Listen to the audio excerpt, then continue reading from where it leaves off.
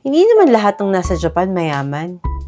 Kapag nalaman ng iba na nasa Japan ka, parang automatic may assumption na, wow, nasa Japan ka? Malaki siguro yung sahod mo. Oo, yen. Sahod dito. Pero yen din ang gastos. May rent, kuryente, tubig, gas, pagkain, tax, health insurance, pension. Tapos syempre, may pamilya kang pang gustong tulungan sa Pilipinas. Kaya minsan, yung nakikita nilang kumakain ka sa labas o namamasyal ka, hindi ibig sabihin nun, wala ka nang iniisip na bayarin. Nag-budget ka din.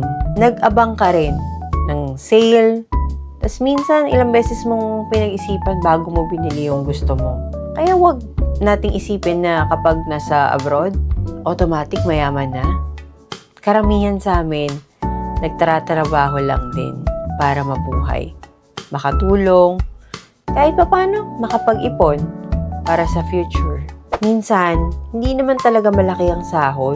Magaling lang talaga tayong pagkasyahin. At ito, yung kwentong Japan.